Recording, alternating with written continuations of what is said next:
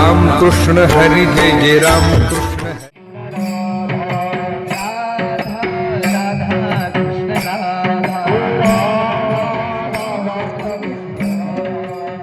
समाधान का नाही? समाधान या करता नाही की सीतावश होत नाही. 80,000 पत्नी आहे रावणाला, परंतु सीतावश होत नाही. हे दुःख आहे जीवनामध्ये.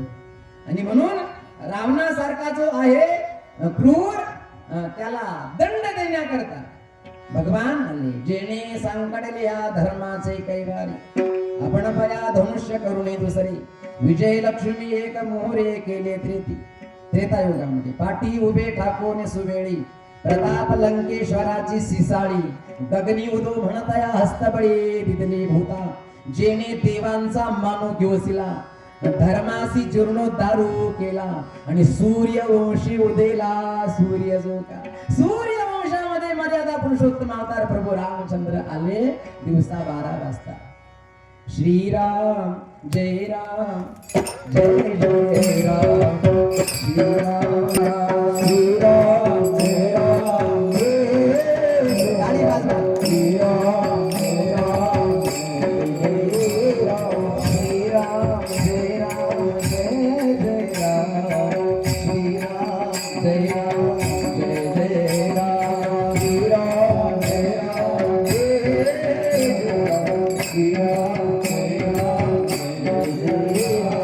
श्रीराम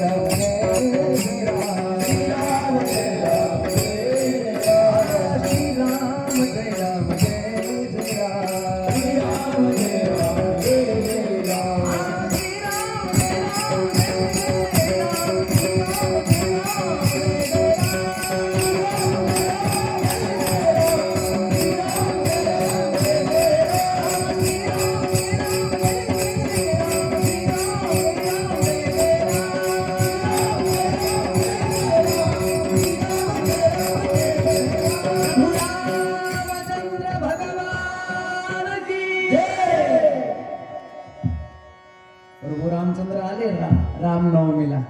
आणि त्यानंतर नुसते एकटे देव नाही आले बरं का. शिव महापुराण कथा या ठिकाणी संपन्न झाली. काल्याचं कीर्तन आहे. तसं काल्याच्या कीर्तनामध्ये कीर्तनकाराला काही नियम असतात. चरित्र ते उच्चारावे बरं का. काल्याच्या कीर्तनामध्ये इथे इतर विषय नाहीये, परंतु एक महापर्व काळ आणि या महापर्व काळावर या ठिकाणी अखंड हरिनाम सप्ताहाचं आयोजन नियोजन झालं. अगोदर भगवान विष्णू अर्थात प्रभू रामचंद्र आले. आणि प्रभू रामचंद्र ज्या वेळेला आले तर प्रभू रामचंद्राचं आराध्य दैवत आहे भगवान शिव. काय मर्यादा पुरुषोत्तम अवतार प्रभू रामचंद्राचं आराध्य दैवत कोणतं आहे? शिव. ज्या वेळेला रावणानं सीतेचं हरण केलं आणि 18 पद्म वानर सैन्य एकत्रित केलं प्रभू रामचंद्रानं, आणि समुद्र तीरावर ज्या वेळेला 18 पद्म वानर सैन्य एकत्रित झालं, प्रश्न होता की आता लंकेला जायचं कसं? लंकेला कसं जायचं? कारण अथांग असणारा समुद्र आहे आणि हा अथांग समुद्र पार करून कसं जायचं प्रश्न होता.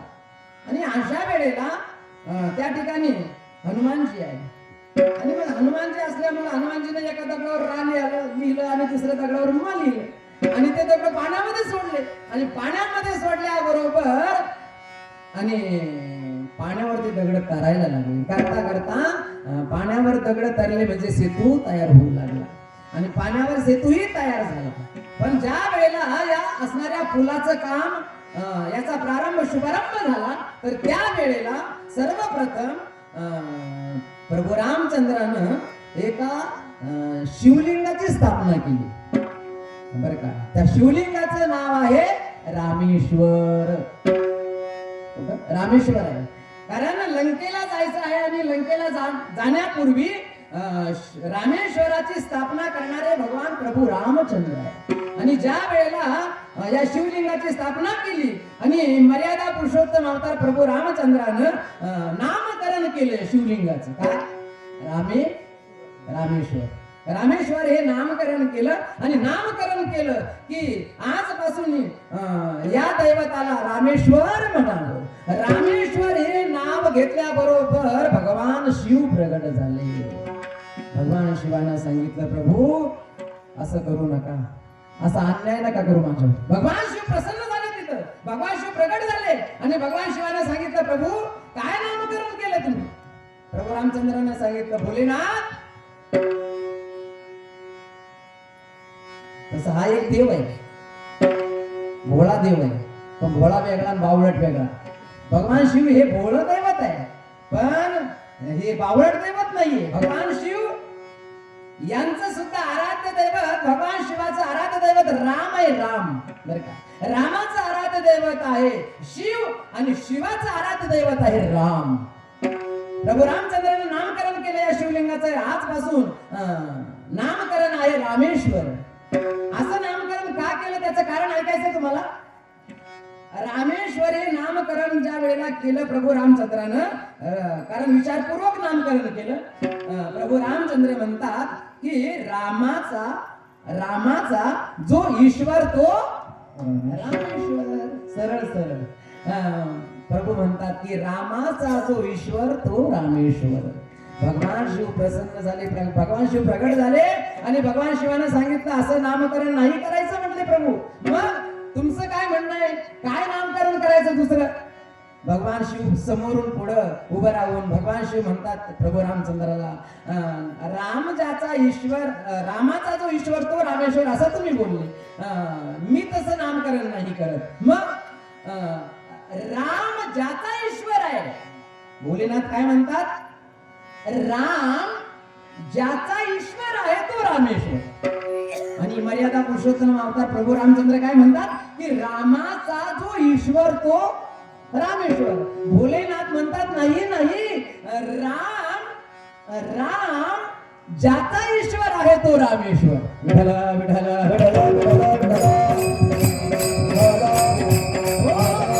म्हणजे एकमेकाला केवढे ओळखून आहे म्हणून म्हटलं जातं हरिहरा भेद नाही नका करू वाद.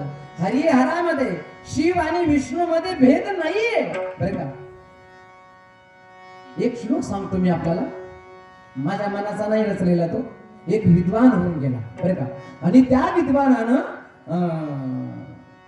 संत साहित्य ग्रंथ, 4 वेद, 6 शास्त्र, 18 पुराण, आता एवढं तर आपण ऐकलेलं आहे की 4 वेद, 6 शास्त्र आणि 18 पुराण आहे. तर या 4 वेदाचं अध्ययन केलं एका महान विद्वानानं. 4 वेदाचं अध्ययन केलं, 6 शास्त्राचं अध्ययन केलं, 18 पुराणांचं अध्ययन केलं आणि त्या अध्ययनातून निष्कर्ष त्यानं असा काढला, 4 वेदाचं सार काय, 18 पुराणांचं सार काय, 6 शास्त्रांचं सार काय. आपल्याला आता वेद बघायला वेळ नाही, शास्त्र बघायला वेळ नाही, पुराण बघायला वेळ नाही. आणि म्हणून त्या विद्वानानं 4 वेद, 6 शास्त्र आणि 18 पुराण अध्ययन केलं आणि त्या अध्ययनातून फक्त त्यानं एक श्लोक रचला. ऐकायचं तुम्हाला तो.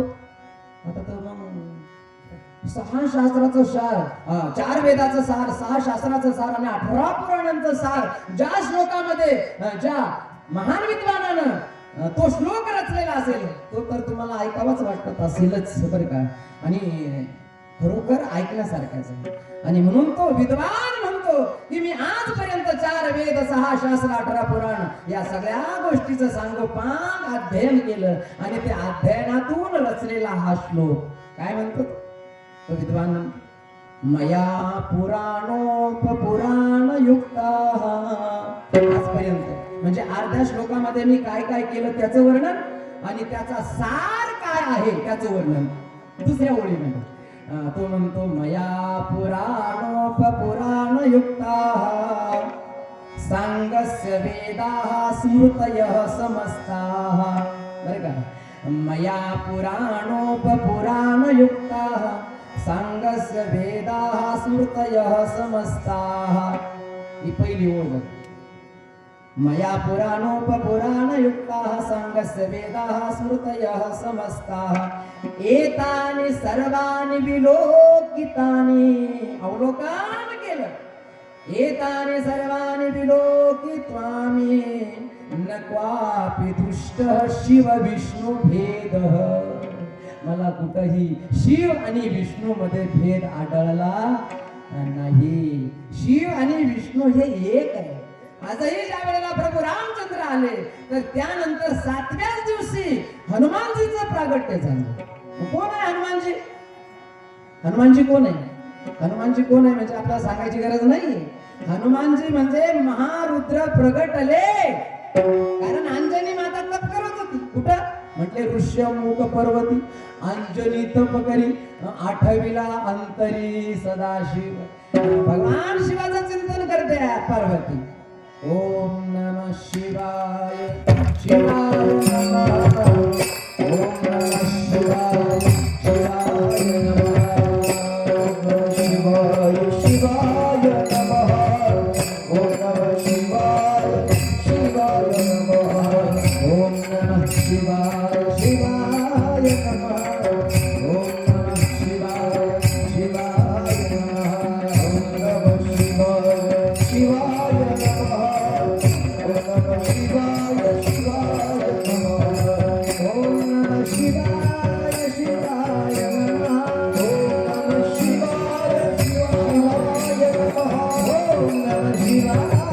नमः शिवाय शिवाय नमः ओम नमः शिवाय शिवाय नमः ओम नमः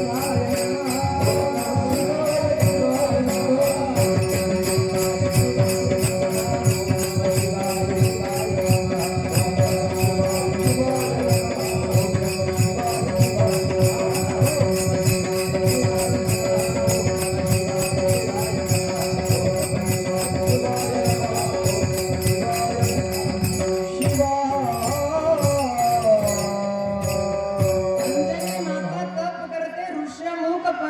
अंजनी तप करी 8वीला अंतरे सदाशिव तपाची अंती शिव झाला प्रसन्न मागे वरदान काय इच्छा प्रसन्न झाले भगवान शिव आणि अंजनी मातेला म्हणतात माते मातोश्री काय इच्छा आहे ती म्हणते काय म्हणते माता अंजनी माता काय म्हणते अंजनी माता म्हणते एरी म्हणे तुझ ऐसा व्हावा मज पुत्र आता त्याच्यासारखा तोच आहे तो नुसता देव नाहीये तो देवच राहिला नाही समुद्र मंथनातून निघालेलं विष भगवान शिवानं पान केलं बरं का समुद्र मंथनातून निघालेलं विष भगवान शिवानं पान केलं म्हणजे ब्रह्मांडावर आलेलं संकट टळावं याकरता समुद्र मंथनातून निघालेलं विष कुणीच घेतलं नाही व कुणीच नाही स्वीकारलं आणि देव दानव गेले कैलासामध्ये भगवान शिवाला प्रार्थना केली भोले भंडारी रे भोले भंडारी रे दूर करो दुख मेरा भोले भंडारी रे दूर करो दुख मेरा दूर करो दुख मेरा भोले भंडारी रे दूर करो दुख मेरा भगवान शिवाने सांगितलं काय अशा करता आले म्हटले हे विष निघालं समुद्र मंथन चालू आहे आणि त्यातून विष निघालं काय म्हणणं मग म्हणणं काहीच नाही हे विष म्हणजे तुम्ही प्या आणि ब्रह्मांडावर आलेलं संकट टळावं या करता ब्रह्मांडावर आलेलं संकट टळावं म्हणून भगवान शिवानं विष पान केलं आणि जेव्हापासून विषपान केलं तेव्हापासून तो देव राहिला नाही, तो झाला महादेव झाले. भगवान शिव हे देव राहिले नाही, महादेव झाले. आणि आज भगवान शिव स्वतः अंजनी मातेला म्हणतात, काय पाहिजे, काय इच्छा आहे तुझी? अंजनी मातेला बोलतायत भगवान शिव आणि अंजनी माता म्हणते, मग येरी म्हणे तूच ऐसा व्हावा मज पुत्र. त्याच्यासारखं तोच येरी म्हणे तूच ऐसा व्हावा मज पुत्र, ज्ञानी भक्त पवित्र उत्तम भूमी. या सगळ्या लक्षणांनी तू युक्त असावा. भगवान शिवानं भर दिला, अर्थात तथास्तु म्हणून भगवान शिव बोलून गेले. आणि तेच असणारे भगवान शिव अंश रूपानं पिंडघारीने झडपिला. जो पुढचा जो प्रसंग आहे, काल आपण प्रसंग जो पाहिला, समजा उदाहरणार्थ काल हनुमान जयंती आहे आणि हनुमान जयंतीच्या या पर्व काळावर चैत्र शुद्ध पौर्णिमेसी सूर्योदय समयासी महारुद्र, नुसता रुद्र नाही तर महारुद्र प्रगटले, नाना म्हणे म्या वंदिले. म्हणजे एका बाजूने भगवान विष्णूही आले आणि दुसऱ्या बाजूने सोबत सोबत भगवान शंकरही आले. विठ्ठल विठ्ठल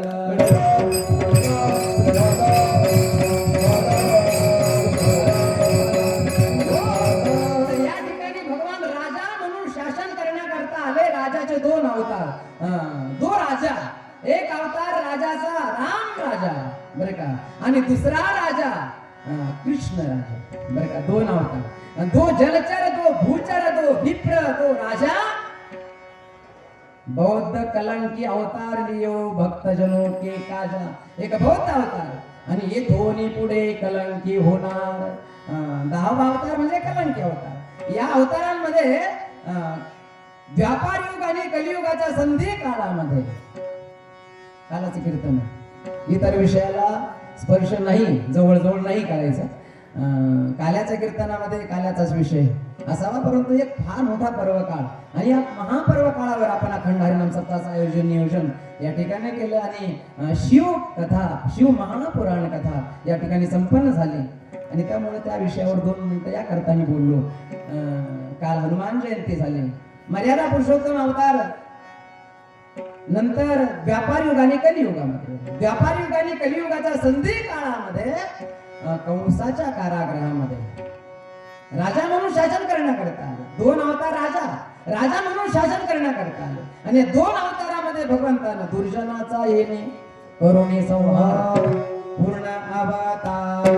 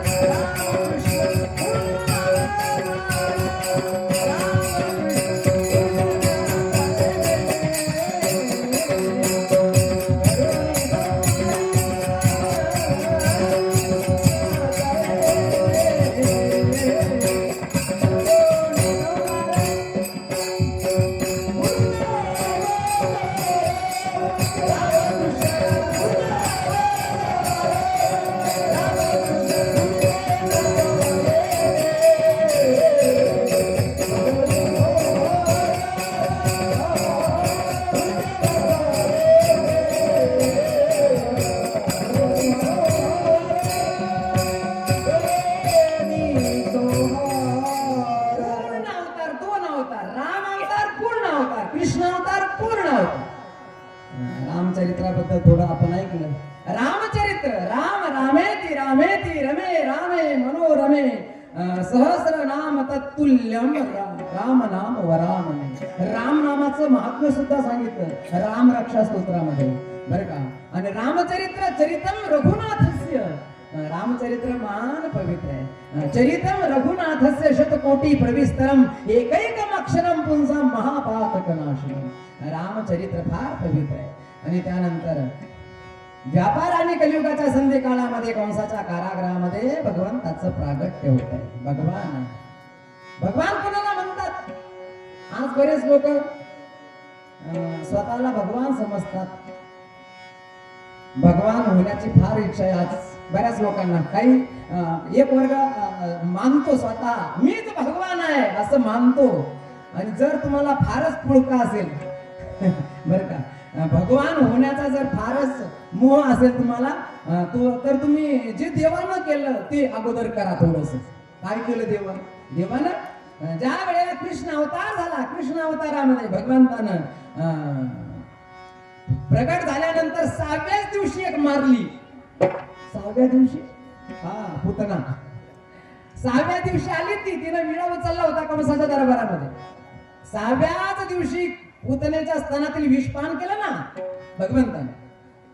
आणि वयाचं वय भगवंताचं 7 वर्षाचं होतं. 7 वर्षाच्या वयामध्ये ज्या वेळेला ब्रजवासियांनी इंद्रयाग बंद केला, इंद्राची पूजा करीत होते वृंदावनामध्ये, गोकुळामध्ये सगळे ब्रजवासी इंद्राची पूजा करत होते दरवर्षी. भगवंतानं सांगितलं हे बंद करा सगळं.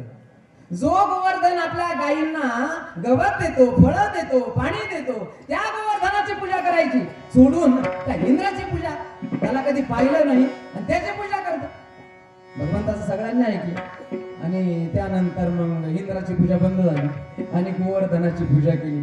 इंद्राला ज्या वेळेला नारदांनी लावली कळ, नारदांनी, आता नारदच आहे ते. नारद म्हणजे काय? ना म्हणजे नाही, रद्द म्हणजे रद्द. हाती घेतलेलं काम कधीच ज्यांचं रद्द होत नाही ते ना, ती नारद आहे.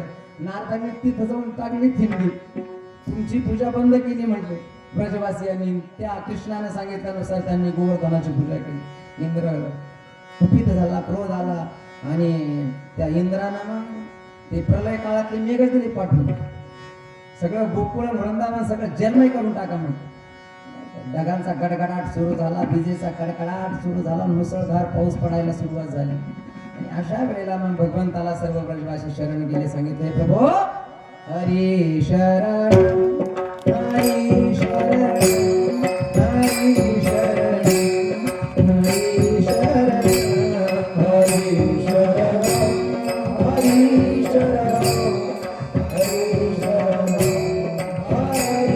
शरण, हरी शरण, हरी शरण, हरी शरण, हरी शरण, हरी शरण, हरी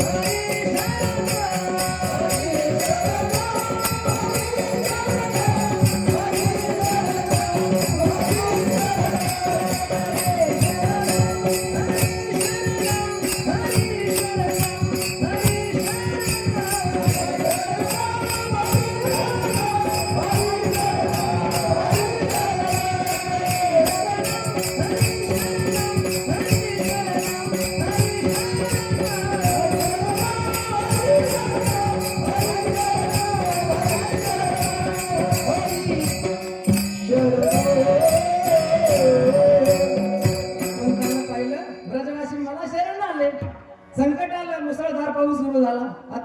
आता यांचं रक्षण करण्याची जबाबदारी माझ्यावर आहे. मग भगवंतानं सांगितलं घाबरू नका. ज्या गोवर्धनाची आपण पूजा केलेली आहे देवता म्हणून, तोच गोवर्धन आपलं रक्षण करील. म्हणून भगवान जवळ गेले, ब्रजवासियांना जवळ बोलावलं. आणि सांगितलं ज्या गोवर्धनाचं आपण पूजन केलं तोच गोवर्धन आपलं रक्षण करील म्हणून भगवंतानं आपल्या डाव्या हाताची करांगलीच लावली फक्त. काय लावली? डाव्या हाताची करांगली लावली. तर 7 कोसाचा गोवर्धन पर्वत एखाद्या लहान मुलानं ज्याप्रमाणे छत्री उघडावी ना, भगवंतानं आपल्या डाव्या हाताची करांगली लावल्या बरोबर असणारा गोवर्धन पर्वत भगवंतानं आपल्या डाव्या हाताच्या करांगलीच्या अग्रभागावर उचलून धरला. बरं का? उचलतं का आपलं पोत? सरकारनं आता 10-10 किलोच्या 5-5 किलोच्या बॅगा काढल्या. पहिले लोक म्हणत होते एखादा जिना जर असला तर दोन्ही बंगलेमध्ये 1-1 क्विंटलचं पोतं घेऊन आम्ही जिना चढत होतो. आता नाही करू शकत आपण. हे सगळं नाही होऊ शकत आपल्याकडून. भगवान त्याला म्हणतात 7 वर्षाचं भगवंताचं वय होतं आणि 7 कोसाचा गोवर्धन पर्वत आहे आणि तो गोवर्धन पर्वत आपल्या डाव्या हाताच्या करांगलीच्या अग्रभागावर भगवंतानं उचलून धरला आणि भगवंताचं नाव पडलं गोवर्धन गिरिधाम.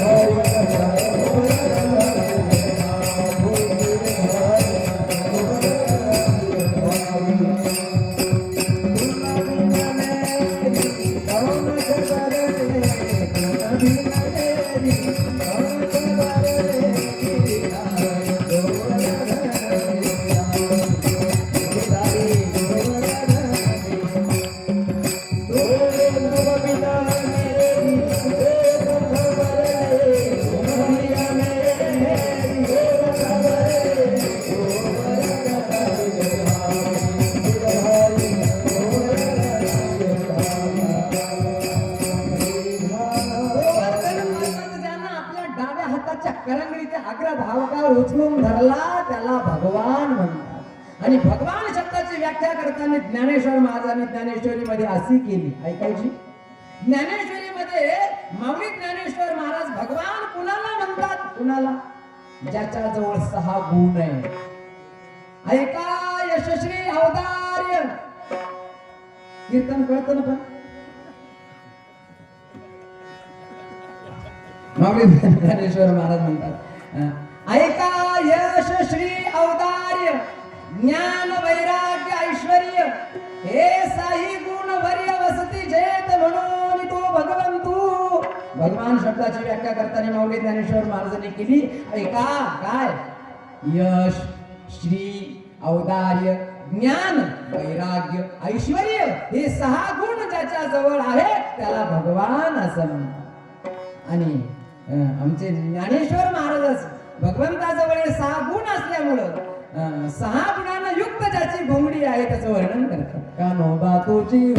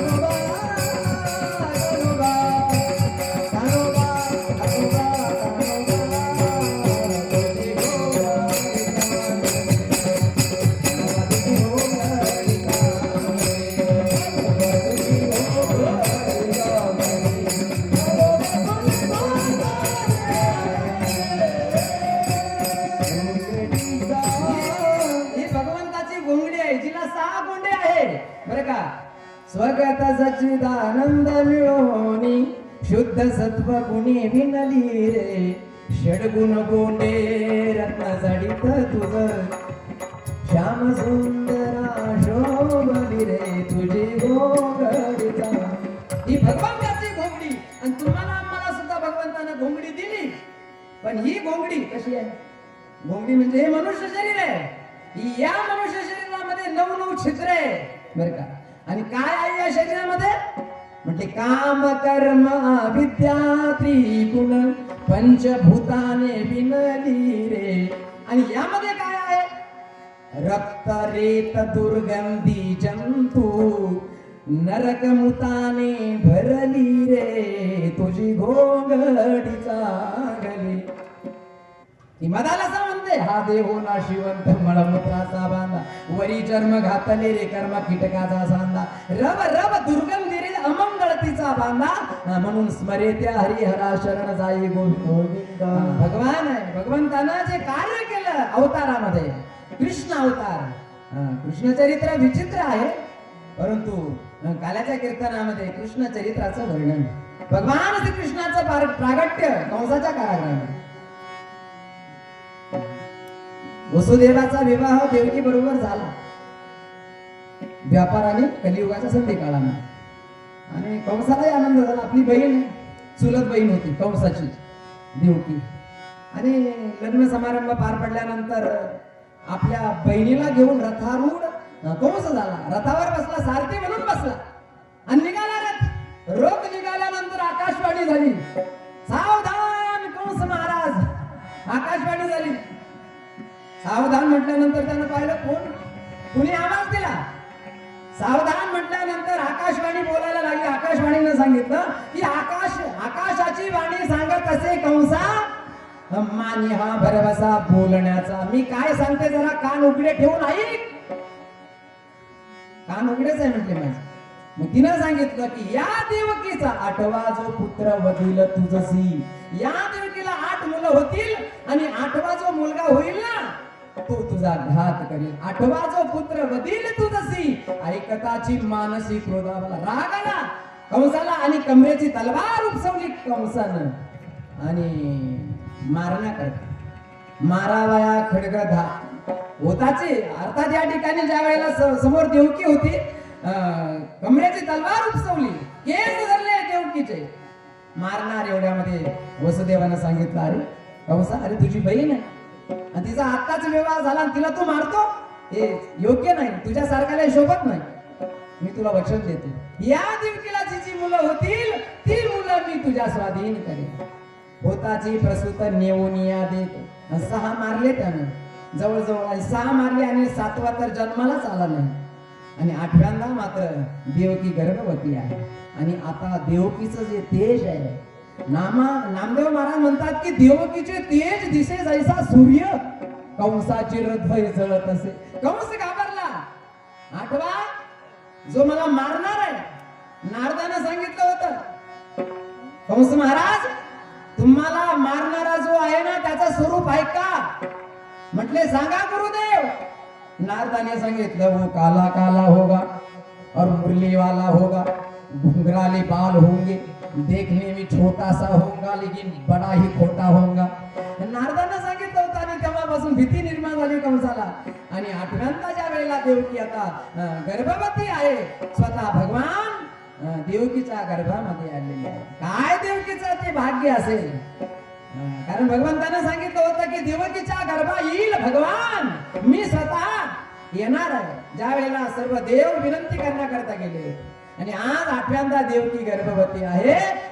देवकीचे तेज दिशे जैसा सूर्य कंसाचे हृदय जळत असे. आणि रात्री 12 वाजता भगवान येणार. बघा श्रीमद भागवतामध्ये एक श्लोक आलेला आहे. तो श्लोक हे सांगतो की कंसाच्या कारागृहामध्ये कृष्ण जन्माला आला की दुसरं कोणीतरी जन्माला आलं. तर शुकाचार्यांनी राजा परीक्षितीला असं ऐकवलं की कंसाच्या कारागृहामध्ये कृष्ण नाही म्हटले. मग एक सत्य तत्व प्रगट झालं. या ब्रह्मांडाला या अनंत ब्रह्मांडाचं सूत्रसंचालन करणारा जे तत्व आहे जी शक्ती आहे ती शक्ती प्रगट बरं का. आणि म्हणून शुकाचार्याने राजा परीक्षितीला ज्या वेळेला कृष्ण चरित्र ऐकवलं तर त्यावेळेला सांगताना असं सांगितलं की ज्या वेळेला देवकी गर्भवती आहे आणि प्रसूतीचा काल जवळ आला तर त्या वेळेला आकाशामध्ये सर्व देवी देवता आपापल्या विमानामध्ये बसून फुलं हातामध्ये घेतली. आता प्रसूत होणार आहे देवकी, भगवान प्रगट होणार आहे, भगवान अवतीर्ण होणार आहे आणि म्हणून रात्री 12 वाजता आकाशामध्ये आपापल्या विमानामध्ये बसून गर्भस्तुती करण्याकरता देवी देवता आले आणि देवी देवतांनी जी स्तुती केली तर ती स्तुती ऐकण्यासारखी. देवता स्तुती करतात, गर्भस्तुती. कोण प्रगट होणार? बघा, गणितामध्ये सगळ्यात मोठा अंक कोणता आहे? गणित म्हणजेच उजळणीमध्ये कोणता अंक सगळ्यात मोठा आहे? 10 का 11? गणित उदाहरणार्थ उजळणी आहे, उजळणीमध्ये सगळ्यात मोठा अंक कोणता? 100 का 1 का 2 3 4 5 6 7 8? आता मी सांगतो ना लांबण्यापेक्षा सगळ्यात मोठा अंक आहे आणि तो अंक म्हणजे 9. आता तुम्ही म्हणा 10 वगैरे 10 का बरं नाही? तर 10 मोठा तेव्हा होईल त्याला काहीतरी कुणाची तरी सहकार्य घ्यावं लागेल. म्हणजे 1 आहे आणि त्याला शून्याचं सहकार्य घ्यावं लागलं म्हणून तो 10 झाला. पण सगळ्यात मोठा उजळणीतला सगळ्यात मोठा अंक आहे तो म्हणजे 9 आणि 9 हा सगळ्यात मोठा अंक असल्यामुळं 9 वेळेस देवतांनी स्तुती करत असताना, गर्भस्तुती करत असताना सत्य तत्व प्रकट होणार असा उल्लेख केला. सत्य हा शब्द प्रयोग 9 वेळेस केला. सत्यव्रतम, सत्य परम त्रिसत्यम, सत्यस्य योनिं निहितं च सत्ये, सत्यस्य सत्यमृत सत्यनेत्रं, सत्यात्मकं त्वां शरणं प्रपन्नाः. आम्ही शरण कुणाला आहोत? सत्य तत्वाला. सत्य तत्व देवकीच्या गर्भातून भगवान प्रगट होणार आहे आणि म्हणून 9 वेळे शब्द प्रयोग केला. सत्यव्रतम, सत्य परम त्रिसत्यम, सत्यस्य सत्यमृत सत्यनेत्रम, सत्यव्रतम, सत्य परम त्रिसत्यम, सत्यस्य सत्यमृत सत्यनेत्रम, सत्यात्मकं त्वां शरणं प्रपन्ना. 9 वेळेस सत्य शब्दाचा प्रयोग केला देवतांनी आणि भगवान रात्री 12 वाजता प्रगट झाले. कंसाच्या कारागृहामध्ये प्रगट झाले. पण प्रगट झाल्यानंतर मात्र ज्या वेळेला रात्री पाहिलं चतुर्भुज रूपान प्रगट झाले होते. वसुदेवाला सांगितलं, भगवंताने सांगितलं मला आता इथं ठेवू नका, कारण मी जन्म घेण्याच्या अगोदर मला माझा मामा मारण्याकरता टपलेला आहे आणि म्हणून नंदाच्या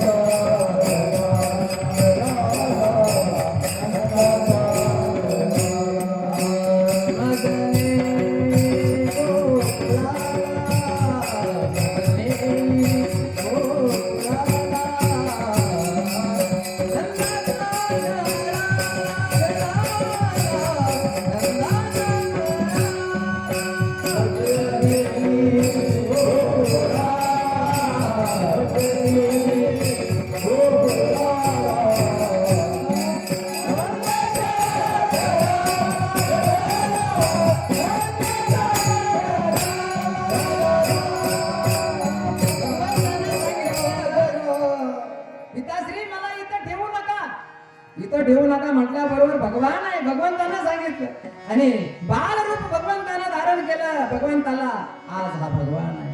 भगवंताला एका पाठीमध्ये ठेवलं आणि वसुदेवाच्या डोक्यावर कोण आहे? या अनंत ब्रह्मांडाला निर्माण करणारा ब्रह्मांड नायक, नभे नभे ज्याच्या उदरामध्ये आनंद ब्रह्मांड उदर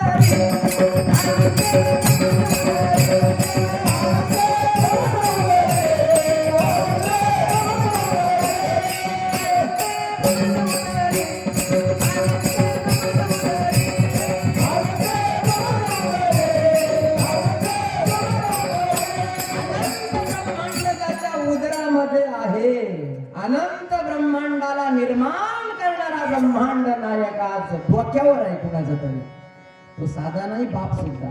वसुदेवाचं भाग्य काही भाग्यवान नाही असणार आहे वसुदेवजी. आज ब्रह्मांड नायकाला पाठीमध्ये घेतला आणि निघाले. ज्या वेळेला रात्र आहे, रात्री 12 वाजलेले आहे, रक्षपाळ जे होते बेशुद्ध झाले, दरवाजे उघडले गेले कारागृहाचे आणि बाहेर पडले वसुदेवजी. समोरून यमुना आडवी झाली. महापूर आलेला आहे यमुनेला. यमुना दर्शन घेण्याकरता आपलं पात्रतेनं वाढवलं, भगवंतानं दर्शन दिलं यमुनेला आणि गोकुळामध्ये गेलेले आहे वसुदेवजी. सकाळची जवळजवळ 4 वाजत आले. वसुदेवजी गोकुळामध्ये गेले, पण गोकुळामध्ये सुद्धा एक आश्चर्य घडलेलं आहे. नंद बाबाचं वय आहे 80 वर्षाचं. मग आता नंद बाबाचं वय जर 80 वर्षाचं असेल तर यशोदेचं वय निदान 10-5 वर्ष कमी धरा.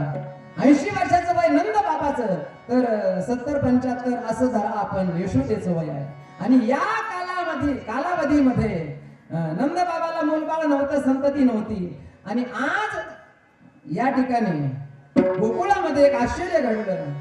यशोदेनं सुद्धा एका कन्येला जन्म दिला म्हणण्यापेक्षा एक मायाच त्या ठिकाणी प्रगट झाली. आणि यशोदेच्या कुशीमध्ये असणारी जी कन्या आहे, त्या कन्येला वसुदेवानं पाहिलं आणि वसुदेवानं आपल्या पाठीतील असणारं हे बाळ यशोदेच्या कुशीमध्ये ठेवलं आणि यशोदेच्या कुशीमध्ये असणारी कन्या आपल्या पाठीमध्ये ठेवली. पुन्हा प्रवास ज्या असणाऱ्या मार्गाने वसुदेवजी आले होते त्याच मार्गाने पुन्हा मागे आले. आज यशोदेच्या कुशीमध्ये साधं बाळ नाहीये. यशोदेचं सुद्धा कमी भाग्य नाहीये, महान भाग्यवान आहे यशोदा. आज यशोदेच्या कुशीमध्ये न कळत तिला कल्पनाही नाही की माझ्या कुशीमध्ये आज कोण आलेला आहे. या ब्रह्मांडाला निर्माण करणारा ब्रह्मांड नायक यशोदेच्या कुशीमध्ये आहे. वसुदेव घेऊन गेले त्या बालिकेला. कारागृहामध्ये गेल्याबरोबर पूर्ववत परिस्थिती निर्माण झाली. आणि मग ज्या वेळेला मध्ये गेले वसुदेवजी, दरवाजे बंद झाले, रक्षपाळ जागे झाले आणि त्या कन्येचा रडण्याचा आवाज आला. रडण्याचा आवाज आल्याबरोबर रक्षपाळ जागे झाले, धावतच गेले. तातडीने जाती कंसा सेवक सांगती, उपजला वैरी त्यासी तुरे तुरे मारी. कंसाला सांगितलं, महाराज सावधान सावधान, आठवा म्हणून जो शत्रू तुमचा जन्माला येणार होता तो आला. कंसाला तर काही झोपच नव्हती. कंस धावतच आला, कारागृहाच्या दिशेने धावत आला आणि देवकीच्या असणाऱ्या हातामध्ये असणारी जी कन्या आहे तिनं खूप समजावून सांगितलं कंसाला, ही कन्या आहे, हे मूल नाहीये. परंतु तो शुद्धीवरच नव्हता, मनस्थिती त्याची स्थिर नाही. कंसानं देवकीच्या हातातून असणारी ती कन्या हिसकवली आणि तिचे पाय धरले. त्या कन्येचे पाय धरले आणि आकाशामध्ये गरगर गरगर गरगर गरगर गरगर भिंगावलं तिला आणि एका विशाल असणाऱ्या शिलाखंडावर तिला आपटणार, एका दगडावर आपटणार. एवढ्यामध्ये ती हातातून निष्ठून गेली आणि हातातून निष्ठून गेल्यानंतर त्या असणाऱ्या कन्येनं चतुर्भुज रूप धारण केलं आणि तिने सांगितले, मूर्खा कंसा, तुझ लागी वधी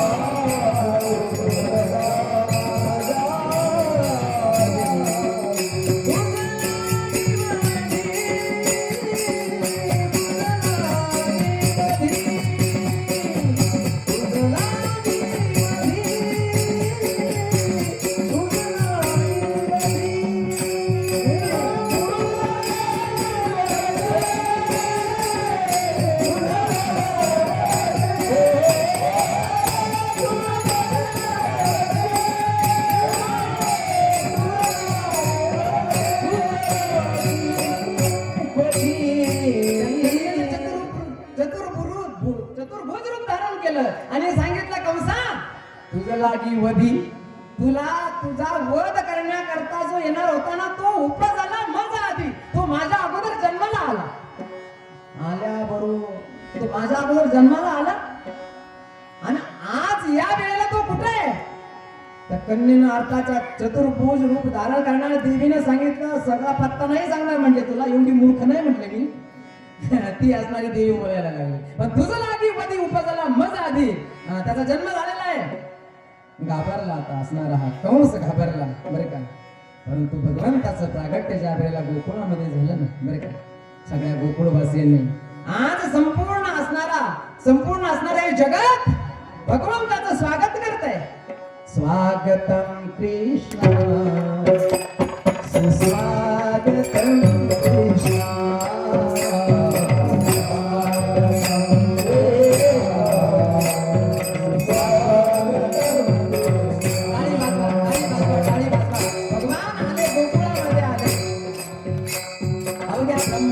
भगवंताचं स्वागत केलं. जो देवकी वसुदेवास्तव झाला, कुमारीसाठी गोकुळी गेला. मी प्राणासकट पियाला पुतले भगवान आले. भगवंताचं प्रागट्य झालं. आला नावा रूपा, त्याला रूप नाही रंग नाही, रूप नाही रंग नाही, नाही परम छाया निर्गुण निराकार कुची रघुराया. असं असणारं परमतत्व आज नावाला म्हणजे रूपाला आलं. अव्यक्त ते आकाराने आकाराला सगळ्यांनी स्वागत केलं. आपणही स्वागत करू टाळी वाजवून. स्वागतम कृष्ण शरणागते, स्वागतम कृष्ण, स्वागतम सुस्वागतम सुस्वागतम कृष्ण.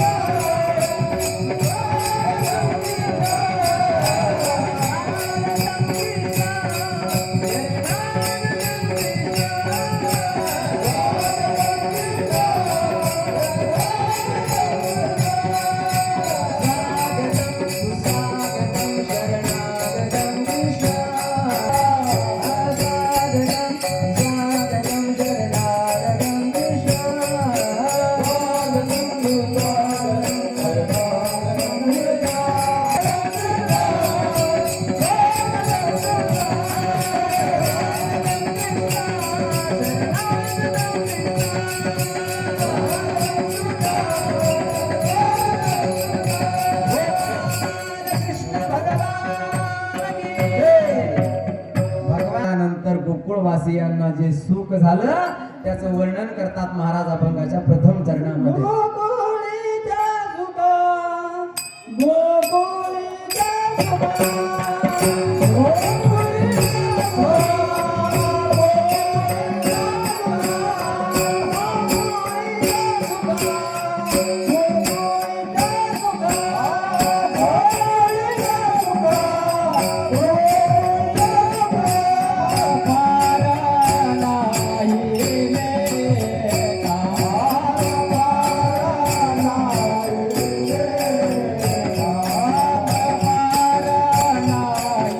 Yeah.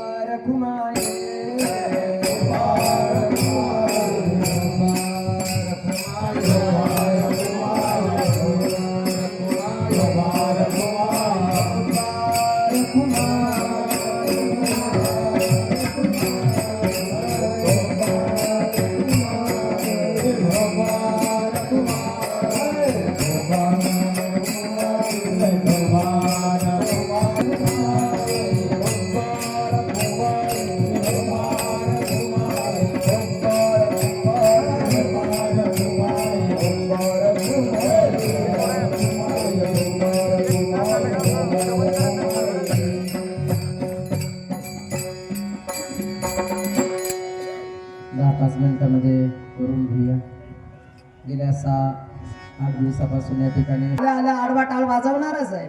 कारण आपलं त्याला शिक्षण देणं आपलं गरजेचं आहे. कारण दिवसेंदिवस गावोगावी आणि भजनी मंडळी कमी होत चालले, पकवात वाजवणारे कमी होत चालले, भजन म्हणणारे कमी होत चालले.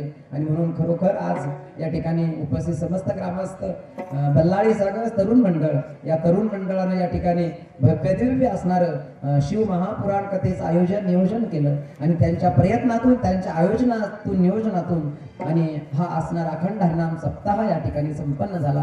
म्हणून या ठिकाणी सर्व तरुण मंडळीला त्रिवार धन्यवाद, धन्यवाद, धन्यवाद.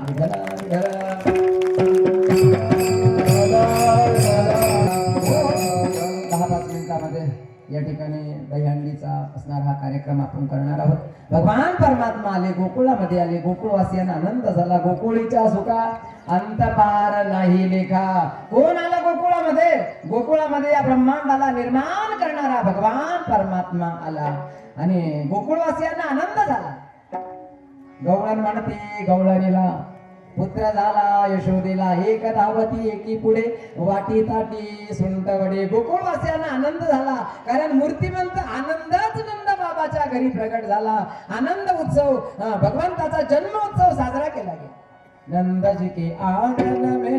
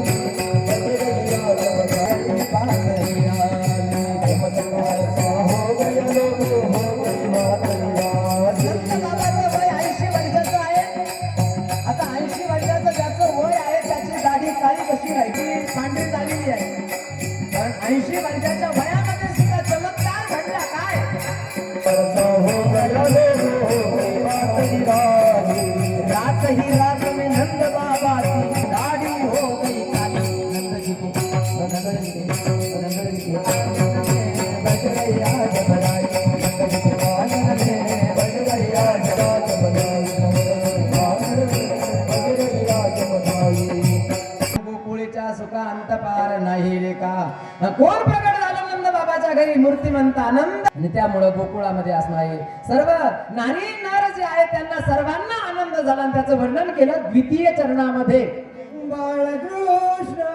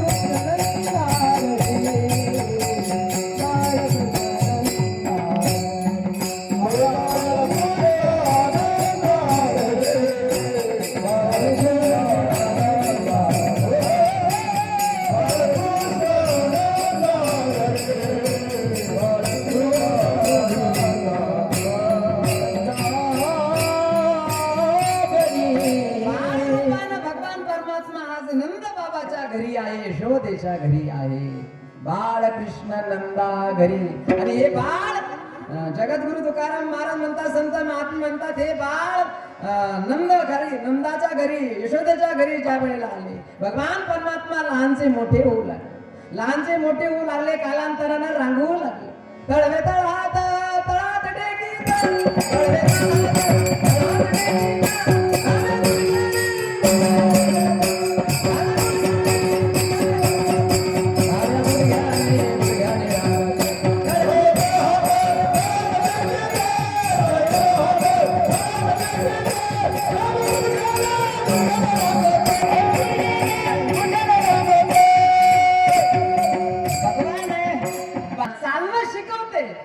यशोदेने काय केलं भगवंताचं, भगवंतानं आपलं यशोदेचं पोट आपल्या हातामध्ये धरलं घट्ट. आणि आज यशोदा भगवंताला चालवण्याकरता शिकवते, चालवायला शिकवते. या ब्रह्मांडाला चालवणारा, ब्रह्मांड जो चालवतो, अनंत ब्रह्मांडाचं सूत्रसंचालन जो करतो, तो आज चालायला शिकतो यशोदेचं पोट धरून. आणि भगवंताच्या पायामध्ये नुपुर आहे आणि ते नुपुरही रुंजून रुंजून असे वाजतात. बाजे के सनकी पैजनिया, बाजे के सनकी पैजनिया, बाजे के सनकी पैजनिया, बाजे के सनकी पैजनिया, पैजनिया बाजे पैजनिया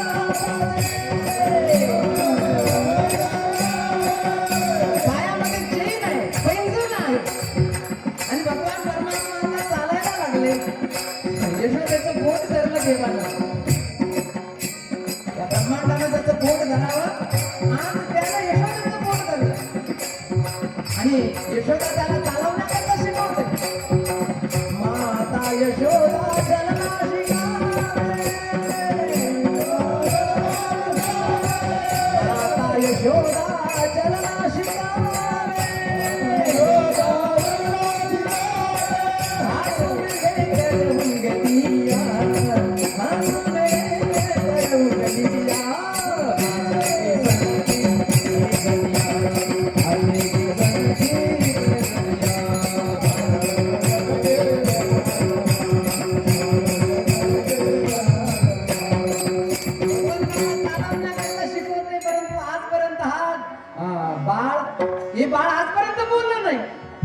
परंतु एक दिवस मात्र भगवंताच्या मुखातून एक शब्द बाहेर आला, मैया कहने लागे मोहन मैया.